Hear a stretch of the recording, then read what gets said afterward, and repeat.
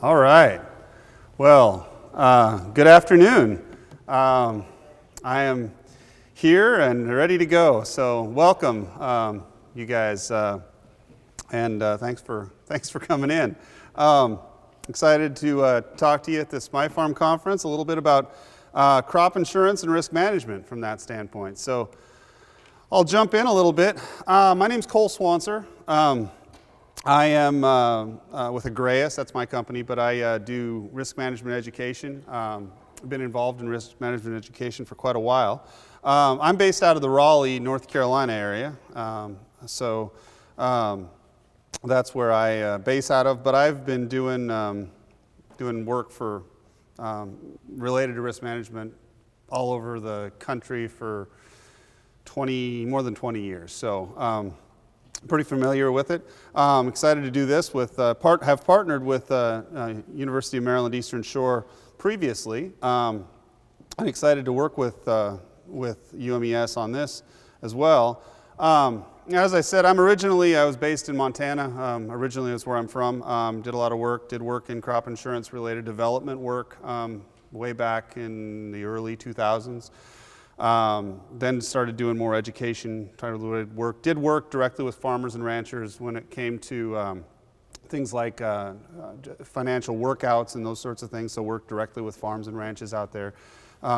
Moved to Raleigh, about 10, 12 years ago.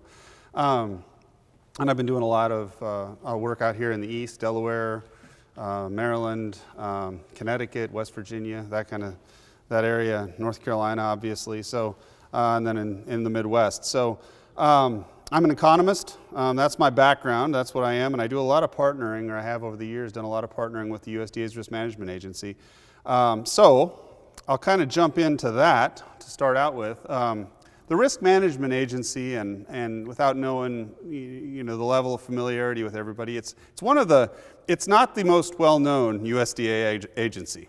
Or certainly any federal agency. Of course, the USDA, most people are familiar with FSA, Farm Service Agency, familiar with a lot of the other branches.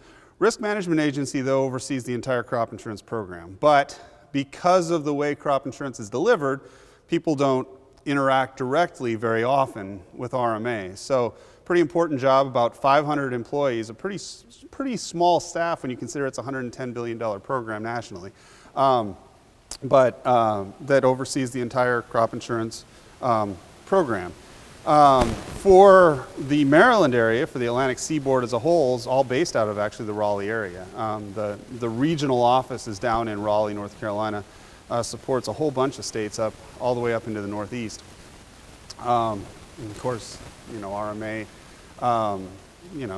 their mission there to promote, support, regulate sound solutions, really trying to provide that farm safety net to help farmers and ranchers, and that's the goal of crop insurance. It's really become, over the years, crop insurance has taken on kind of an increased role and importance in terms of the farm programs and what they moved from a lot of the programs years ago that were more direct payment related to things that have to do with crop insurance and tie directly into crop insurance. So it's become, the role of crop insurance has become a little bigger over the years.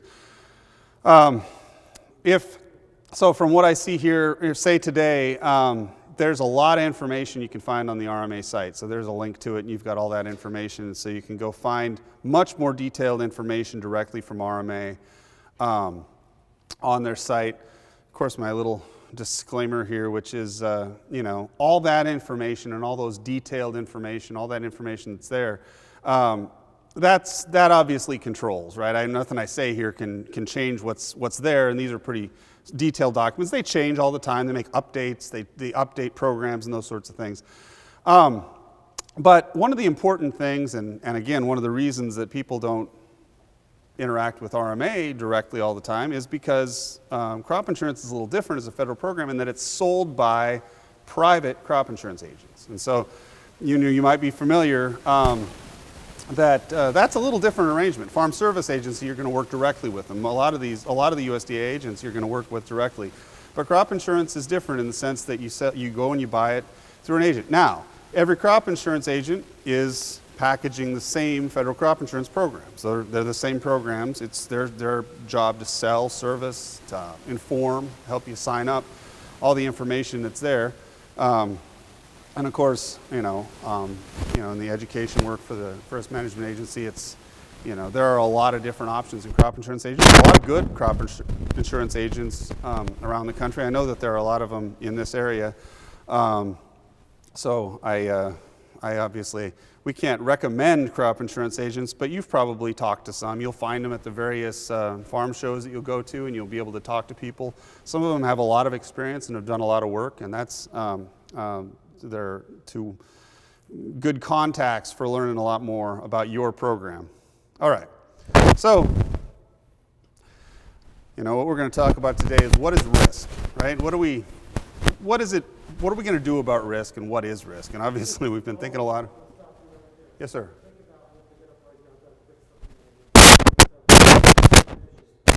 Okay. Okay. All right, no problem. Let's see.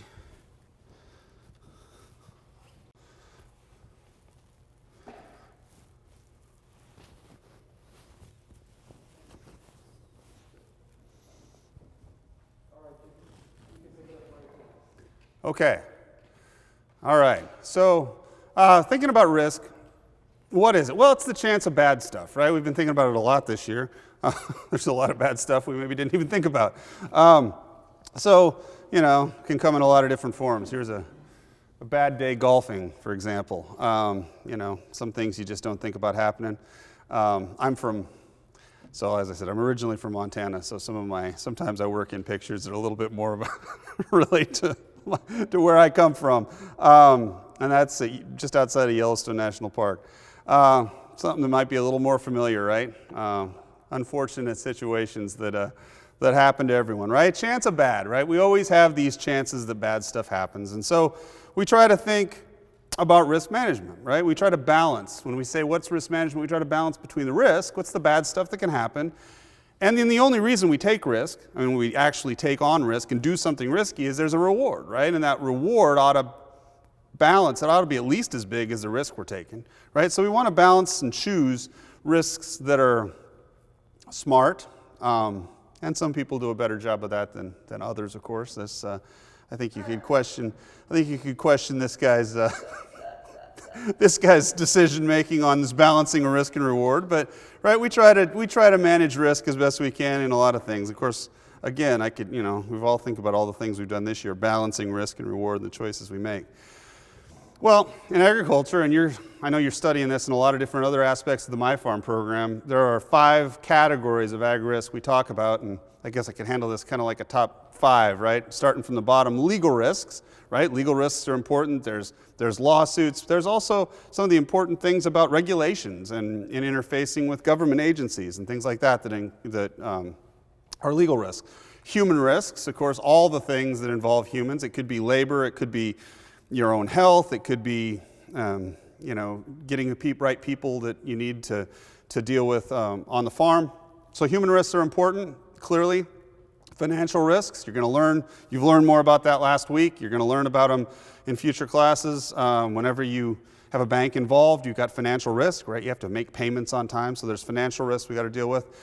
And then the top 2 are the ones that really crop insurance is more designed to deal with. The top 2 of production risk and market risk. Not necessarily saying they're the top 2 risks. I'm just saying that those are the risks that crop insurance is really going to focus on, is the risk of production, right? The things that affect how much you're going to produce and the quality of what you produce. So, you'd like to think, these are the things we think of in risks first, right? Of farming is, what kind of yield am I going to have? Or how's this going to work out? Am I going to have a crop? Those sorts of things that we think about and probably have the most control over.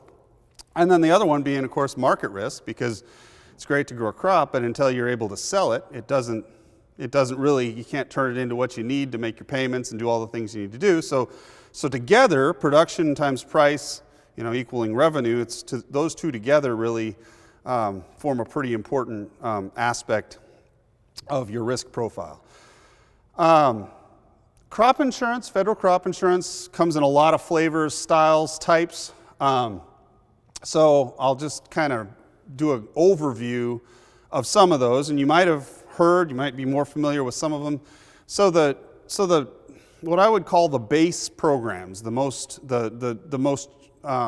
fundamental programs of crop insurance are the under the common crop insurance policy. So yield protection, for example, that's going to ensure yield. Revenue protection, there's some variations on that. There are also some livestock products that are available, and over the last, say, 15 years, a lot of different livestock type related products have been developed and made available. Some index products, pasture rangeland and forage, and an API and apiculture program, and then something called whole farm revenue protection. So we're going to talk about that more later. I'm going to go into a little more detail on that one in particular. Just from the standpoint of how big is crop insurance, again, 2019, $110 billion across the country. So it's a very important, sizable program. Over 116 different commodities. Probably by the time you think about all the different varieties of things, it's way bigger than that. Even in Maryland alone, though, it's over a quarter, about a third of $1 billion in value. So it's a sizable, an important program here just in Maryland. And the number of programs, but also the number of crops that you can directly insure, and these are just ones for which you can directly insure, is a long list. Right, you got apples, you got everything from apples, sweet corn, soybeans, grapes, potatoes. So that doesn't count the other things we'll talk about you can cover in other ways, but just the direct programs are substantial in Maryland alone. Okay, so here's a little bit, just again, some of the insurance results, just to pull up a little bit about what's big. Obviously, crop insurance, corn, soybeans, your row crops, that's always going to probably be the biggest share in most states of crop insurance. But it's also big if you look at that liabilities column. That's the total amount of insurance that's held on that crop. So nursery's huge, wheat, potatoes, whole farm revenue falls in there, and a lot of the other crops. So you can see that number of policies, number of acres, total amount. Whoops, I got ahead of myself. Let me get back. All right, so pasture rangeland, there are a lot of different things, and some that have programs available that don't have any participation at the moment. Anyway, just a little more information here. Again, summarizes it, history of it, but you can see it's a big, crop insurance has an important role. It has an important role in the farm program. Fact sheets, I've included in the packet some fact sheets on a few of the programs, and as I said, Whole Farms one we'll talk about, some other things that are out there. There are a lot more fact sheets available online, so if there's anything in particular that I don't talk about it specifically today and want to find out more, they're out. You can get out and find fact sheets at rma.usda.gov that give details on individual programs. It could be helpful. One, and this isn't a crop program, this is sort of a general program that exists.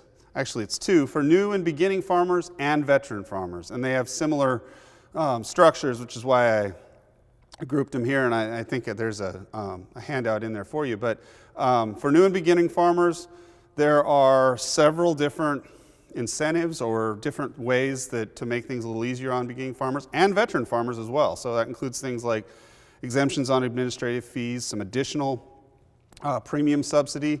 In fact, there were some changes added for beginning farmers and veteran farmers to the previous history. So if someone is getting into farming and wants to get established and qualifies for these programs, now I believe there's a new provision that they are able to use if they buy a farm, they can use the history with the permission of the owner, history on that farm to establish their yields. What's that?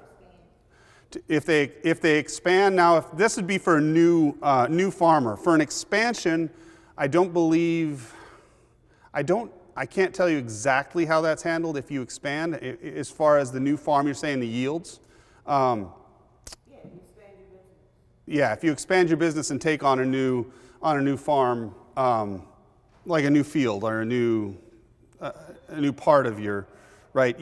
If you expand, you will establish new yields, and there are various provisions in terms of how fast you can increase yields, but you can, it is, what's that? How do you go about applying for the new farmer? The new farmer, when you go talk to your crop insurance agent, you'll start that process and say, I qualify as a new and beginning farmer.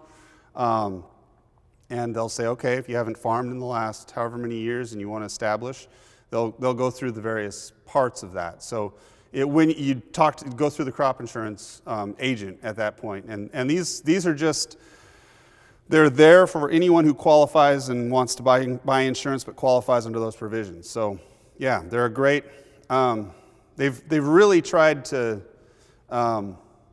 make those more available with better benefits for people that are getting into it. So I don't know if you have if you know folks getting into, they've definitely done a lot to make that more accessible and have the benefits be a little bit better.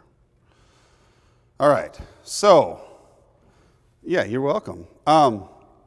Basic parts of the crop insurance, I'm not going to spend a ton of time. Obviously, the provisions, basic provisions, crop provisions, special provisions, that's the way it's structured, right? There's some fundamental policy provisions on everything, and then each crop has specific provisions related to that crop. And then there will be things, might be specific to a county. If you get catastrophic or CAT endorsement, that'd be additional as well. I thought I'd run through just a simple example, gearing this again toward people that are maybe not at all familiar with how crop insurance works, just to kind of give a basic setup on, here's how an insurance coverage would work for crop insurance. Right? So we talked about earlier the approved yield. You're going to go in, if you're going to buy yield protection insurance, you're going to say, okay, I'm able to, based on my records, based on the last several years, 10 years of production, my average yield. In this case, let's say it's $90 or 90 bushels an acre of corn. So you're going to have that approved yield. You're going to choose the next thing, the coverage level. So you're going to say, okay, what level of coverage do I want? That's going to say I'm going to choose 75%. I'm going to insure 75% of it. Doesn't go up to 100. Usually, 65, 70. It depends on the program of what you might choose. And so your acre guarantee in this case would be, all right, if you're guaranteed on 67.5 bushels per acre based on 75% of your approved yield here. You get a projected price. Let's say that's $3.96, just throwing out a sample number. So your insurance guarantee per acre would be that $267.30. That's the total amount that you're insured for on that acre, right? So if you had a total loss, you'd get $267.30 per acre. All right, let's look at a loss example. What would happen in the event you get, let's say instead of your 90 that you expected, you get 40. All right, well, you look at that harvest price of $3.96 that when you signed up, and you say, okay, so my 40 bushels times my $3.96, I get $158.40. Well, that's short of my guarantee per acre of $267. So the difference there of $108.90 is the amount that you're going to get paid, right, based on your 75% coverage level and that price. That's the amount of an indemnity you'd get. So you'd have only gotten 40 bushels, so you'd sell those at whatever your price is, but you'd also get your indemnity per acre of $108.90. That's yield protection insurance, right? So essentially, another way to think about that is you're getting paid for the difference between that 90 and the 40, that 50 bushels you were short, except it's the 67.50, so you're getting paid for 27.5 bushels per acre at that predetermined price. Now, another option is to say, well, it's not just the loss when it comes to the yield that I'm worried about. I'm worried about revenue, right? I'm worried about how much money I get, and so what happens if there's a change in the market. So revenue insurance, let's take the same example, 90 bushel yield, 75% coverage level. There's your guarantee again. So at the time, the projected harvest price was $3.96. So again, your insurance guarantee is the same. But come fall, when you got your 40 bushels, let's say that the harvest price also dropped, right? Because that's important to you too. Your harvest price, now your price is less than it was when you planted. So that's another part of your loss. If the harvest price had gone down, and this is based on, it's based on a number that comes from averages of futures contract numbers is how they get this. But there's a drop in that from that 396 to say 349. Well, now you multiply those two together, you've got even a lower production to count. So, or your value. So you take that difference, it's 127.70. So a little bit larger indemnity in that case, because it's not only covering the loss that came from your yield, but the loss that came from the decline in price over that time. So just like I said, a simple example. There are lots of variations of this. There's something called the harvest price exclusion, where you can have that harvest price not change on revenue. Various ways of doing this, but just to kind of give the basic setup of how it works.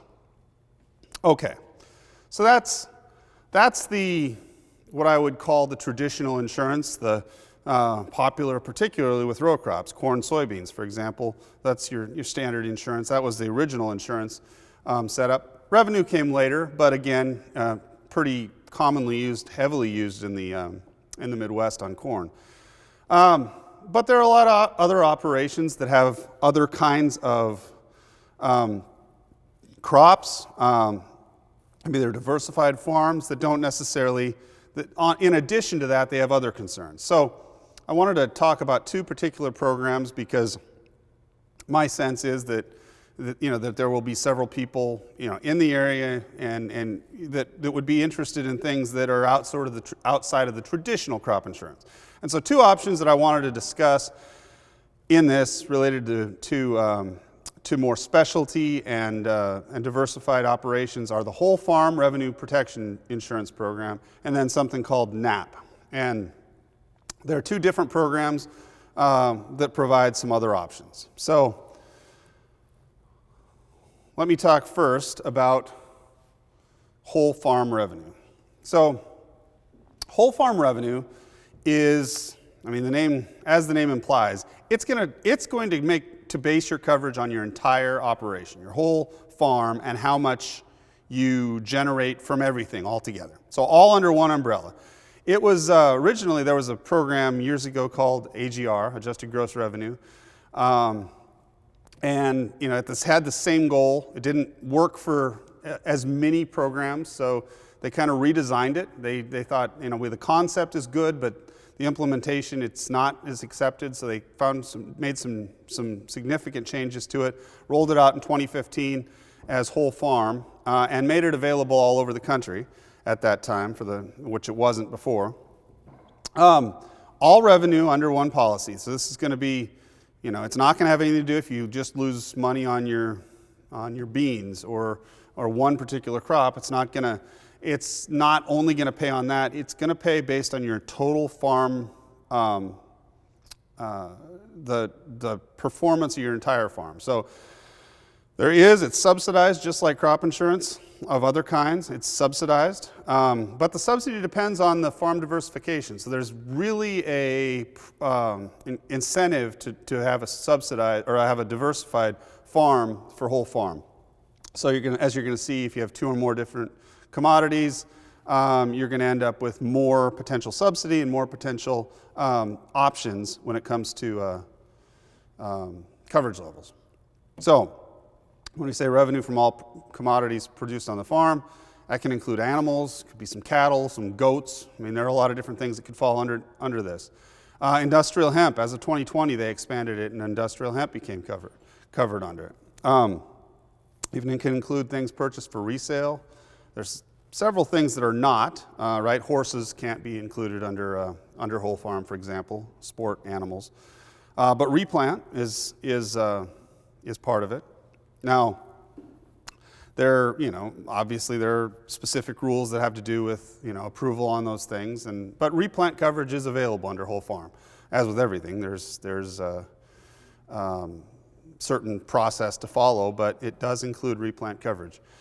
The coverage levels go up to 85% for whole farm. To get the 80 or 85% coverage, you have to have 3 commodities covered under it. So the idea behind this, we're going to talk a little bit more about diversification, but the general idea is a diversified farm, the revenue for a diversified farm has less revenue risk than one that's not diversified, right? So that recognizes that, and the premium rates tend to be lower because you're going to have more, you're going to have less risks, you're going to have lower rates, and you're going to have more options for coverage. Farm expansion. So you'd asked a little bit about farm expansion. It is possible under the whole farm revenue program to grow the farm for farm expansion. It's one of the things they've worked on.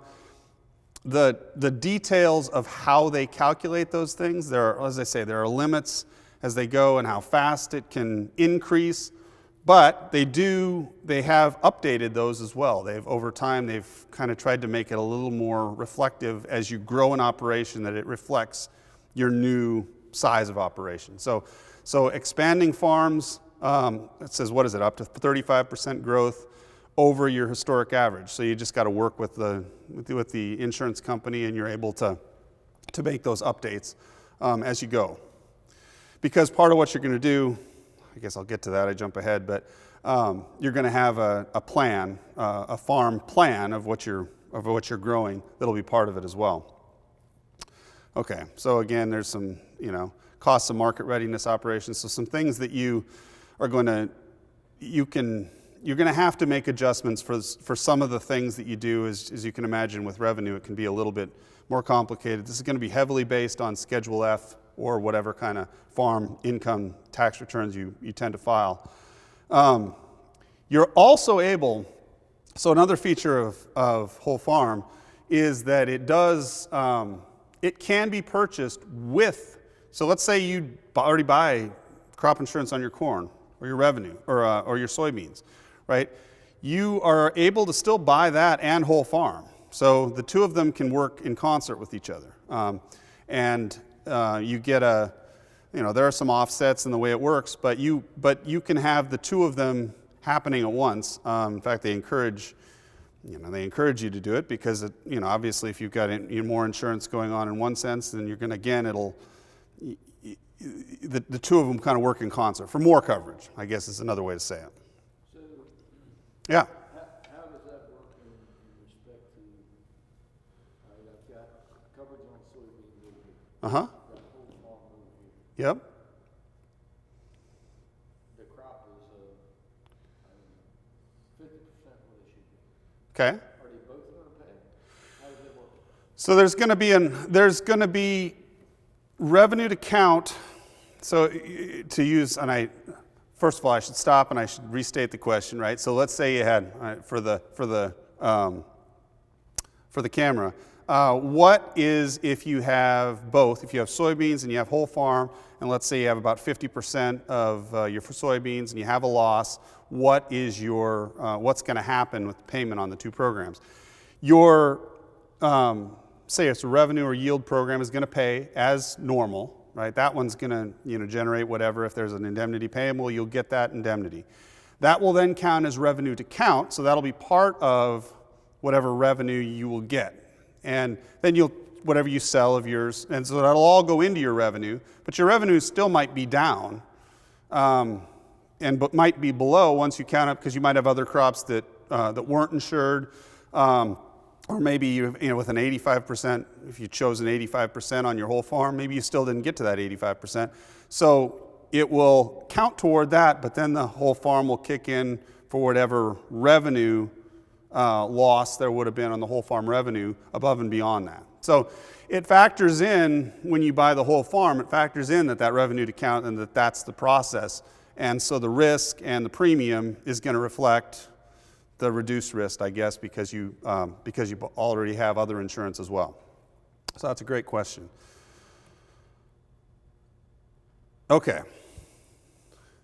Seems like all right, I'm going to move forward. So the premium subsidies, I mentioned, it's subsidized. One of the great things about, and I mentioned about crop insurance, I think it's important to appreciate, is crop insurance is a farm program. It is subsidized. And what that means is, the amount you pay for the premium, if you figured out the amount of premium that you would have to pay, where essentially the idea that everything you paid in premium came back to you eventually, right? So you pay a little bit at a time and then you get losses and lump sums, right?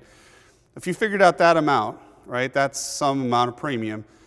Crop insurance is subsidized by the federal government at some percentage so that you don't pay that full amount, right? That's the idea, right? They try to figure out the risk, and obviously it's not a perfect, it's hard to know that perfectly, but the idea is that it should be a good deal to farmers. That's the idea. If it's done right, if it's rated correctly, which they try to do, it should be a good deal for farmers. And whole farm is subsidized as well, and it depends on the coverage level. So you can see, basic, 1 commodity, 2 commodities, 3 commodities. That's the rows in this. And you can see the percentage subsidy at the different levels of coverage. You can go up to, you can see the bottom row, 3 or more commodities, you can go up to 80-85% coverage and get subsidy. You see the subsidy's higher for the diversified farms than it is for the 1 commodity farm. So, some other things, farm ranch, up to $2 million. Again, it depends on farm. This may not be relevant, but they've expanded it so there aren't the limits that there used to be. They've expanded the limits on animal products if you have livestock and also on greenhouse nursery products. So if they're part of your portfolio of what you have, some of those limitations are increased so that they don't kick in as quickly.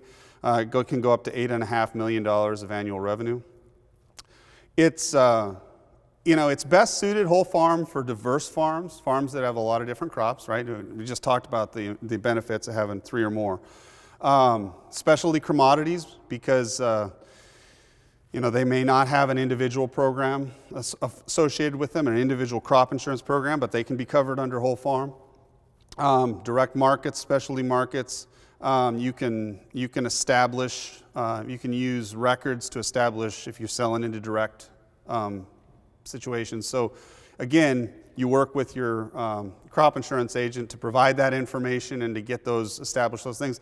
I guess it's a good time to say, as you can tell already, it's pretty heavy on record keeping, as most of these things are, and I always kind of say, it in general, to take advantage of the benefits that are available, the record keeping is kind of the cost of business for that. It's, if you're able to provide the records and show and establish revenues and establish yields, then you're able to participate in programs that, that are in general subsidized and those kinds of things. So it's not for everyone. There are a lot of folks I know that don't necessarily have that record keeping capability.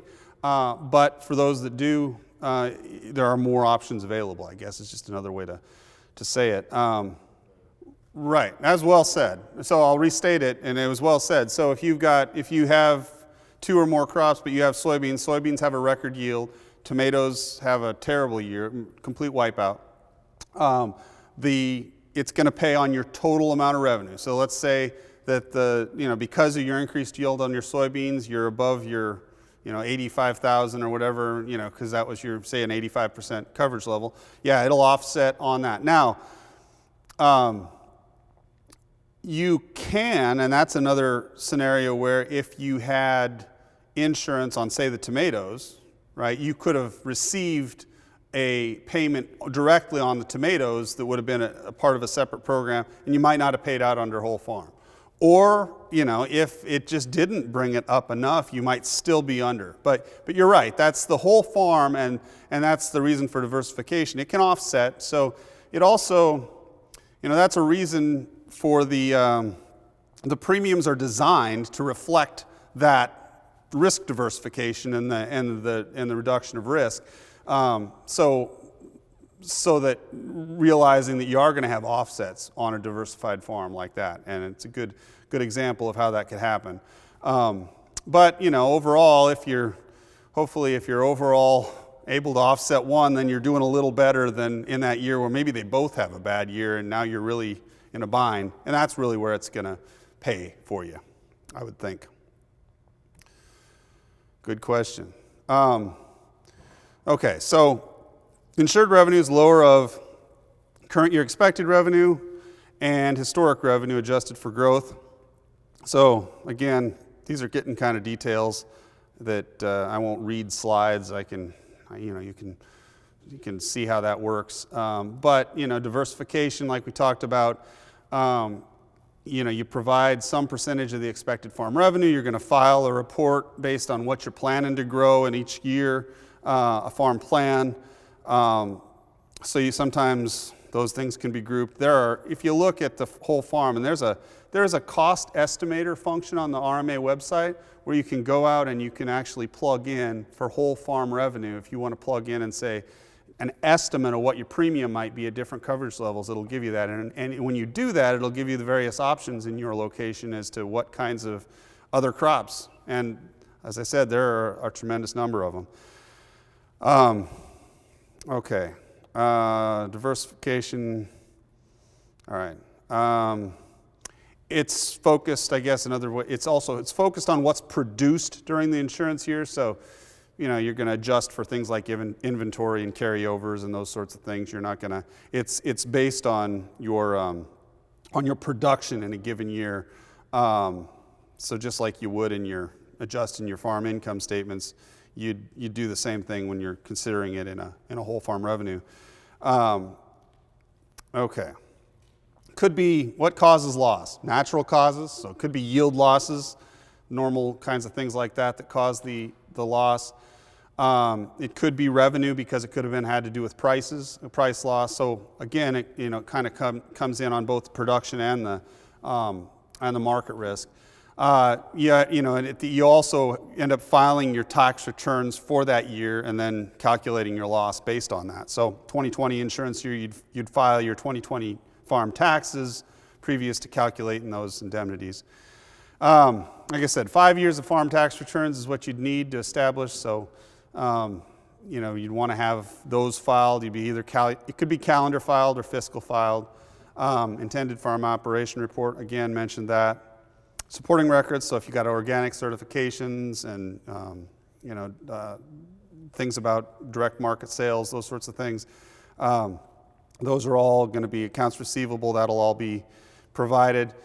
So the key date for whole farm is the March 15th. It's the same date as most spring planted crops for crop insurance, is the same date as the whole farm. You'd want to check in with that. And I also would recommend, you're going to want to talk to, if you did decide this is something you wanted to do, I would say you'd want to talk to a crop insurance agent well in advance. You'd want to find somebody, because it's going to take a little bit of finding records, getting things set up. This is a more complicated. I'd also say that I don't know that every crop insurance agent is going to have, I know they don't all have experience with whole farm. It's a little more complicated. So, you'd want to give them, plenty of advance to just kind of get set up on something like that. All right, there's other dates, and I'll just let you look at those in terms of the different dates that are there. As I said, one of the things, they've really tried to update this and kind of make this more relevant. They've really said this is something that we want to make it work.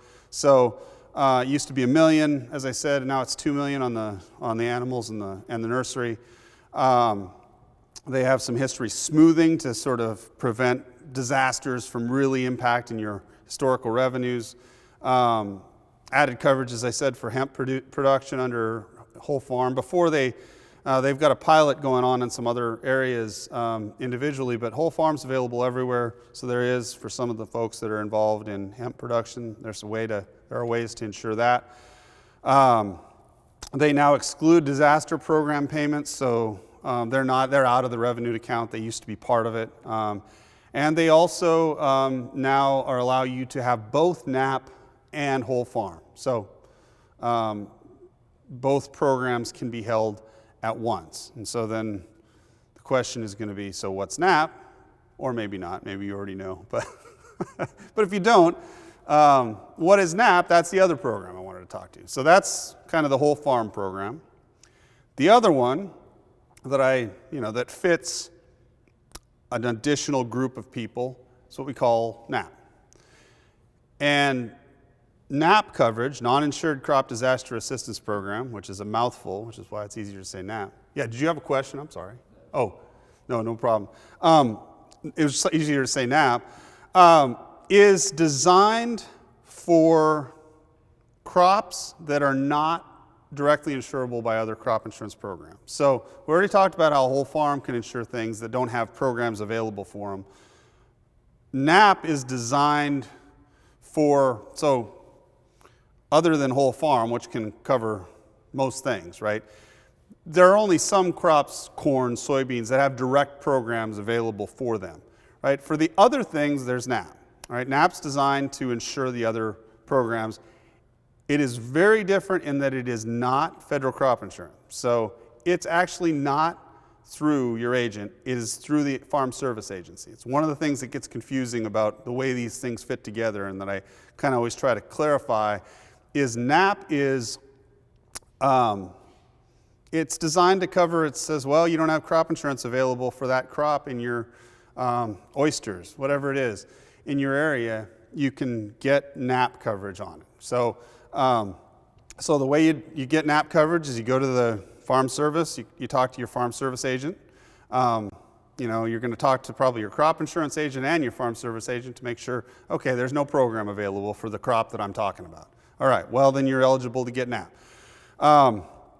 It can be just about any crop. It's really designed to cover everything that falls out of it. I'm not going to say that there's nothing that gets excluded, but crops for food, livestock consumption, cotton, flax, honey, maple syrup. I mean, they're Christmas trees. Lots of things that don't have aquaculture, various kinds. Lots of things that don't have programs can be covered under NAP.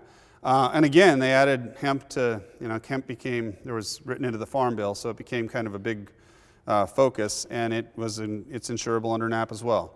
I know a lot of places I go, this year I got questions about hemp production, a lot of questions about it. So it was included in both these programs that I just mentioned. So, you would want to find out, but if it's a crop that's not insurable by some other program, it's going to be, you should be able to cover it under NAP. It's crop by crop, coverage levels of 50 to 65. Now there's the base NAP program that's more of a catastrophic coverage, costs only the administrative fee.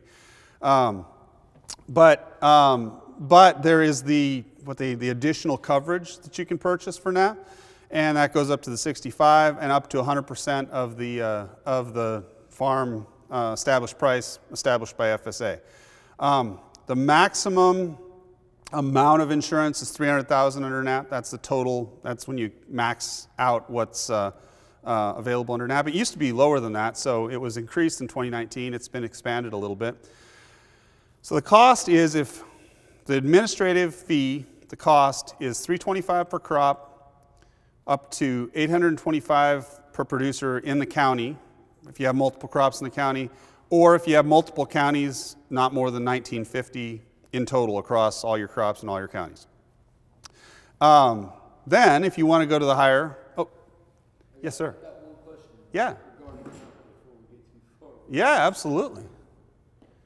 Because of the specific laws with that, so you're growing a hemp crop and the crop exceeds the 3%, I believe it is. Oh, yeah. The level and the whole field has to be destroyed. Right. How is that handled under NAP or under whole farm? I am not sure. I'll be just honest with you. I don't know how that quality loss is handled. I know that they say you can't have more than that 0.3 in the insurance for the whole farm. That's something, I mean, everything I've read on hemp, we're not growing it. We Right. could be growing it just to try it. Everything I've read is that if it exceeds that 0.3%, then the inspector says this crop has to be destroyed. You have to go spray it, whatever. Yep. Burn it. Well, that's kind of out of your control because that's photosynthesis that's Yep. controlling that. Yep. So I'm wondering about Yeah, it's a great question. So the question is, if you exceed that 0.3 THC level in hemp, is that insured by the hemp program? The hemp program really kind of rapidly went into the whole farm, went with another pilot program, as I said. It's not in Maryland, but it's in other states, and it's in NAP. So I don't know. You're absolutely right. That is the kind of thing that's out of your control. I don't know how they're handling it at the moment, and I also know that with all the changes, that could be change. It could change how they handle it as well, because it's going to be a hot topic. I would say the way to find that out is I'd talk to the crop insurance agent on it, but you might end up needing to talk to someone at the RMA office to see what the discussions currently are. I could look into it and see what I can find. What I can find about that, and be happy to, because it's a good question.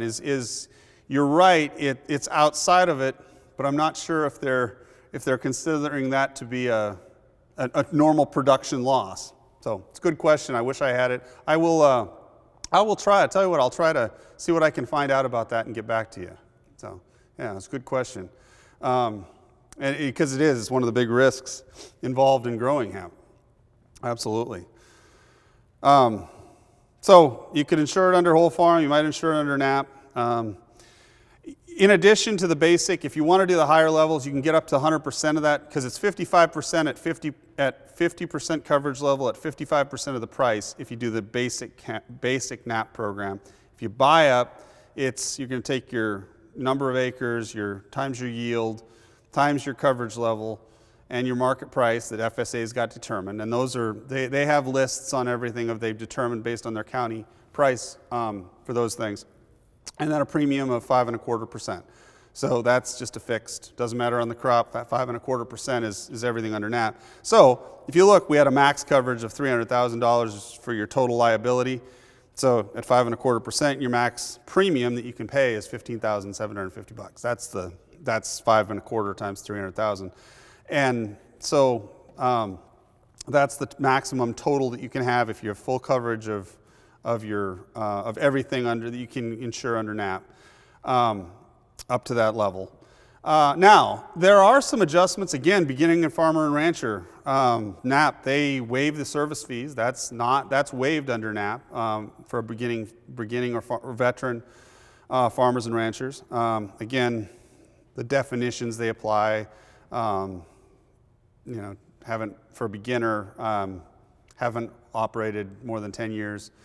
Or limited resource farmers and ranchers, there's a qualification schedule, or socially advantaged. So, anyone that falls under the list of those bullet points also has, so that's 50% of the premium rate and waived the service fee. So there are, it could be, NAP is something that I think in general from the feedback I've had, it's not necessarily that it's going to provide tremendous amount of coverage, but it can be a fairly low cost coverage. In the end, the amount you pay for NAP is not, relatively, is not particularly high. Okay, so that's NAP, that's whole farm. Last I was going to just kind of talk a little bit about dates in crop insurance. Some of the dates that are important, probably the big date that until you've been signed up, and they'll give you all the other ones. Once you've signed up, it'll include all the things you're going to have to watch after that. But really, that sales closing date's important, and the next big one's going to be March 15th. Although I should say, depends on some specific crops. There are a few dates that fall in between that might fall in January or February. But March 15th tends to be most of your spring planted crops, and like I said, whole farm revenue. That's the date you have to have your insurance in place. And so, again, I always encourage people not to wait till too close to that. The winter time when you're maybe not in the fields is a good time to get in touch with your crop insurance agent and go over that before you get too close to the date.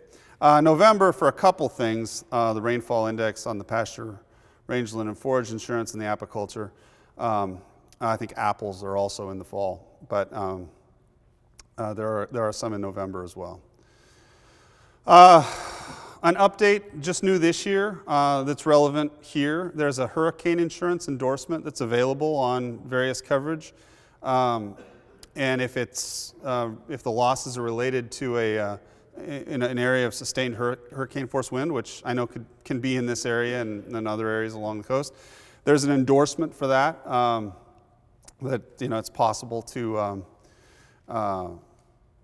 add some coverage there. So something else that you could look into.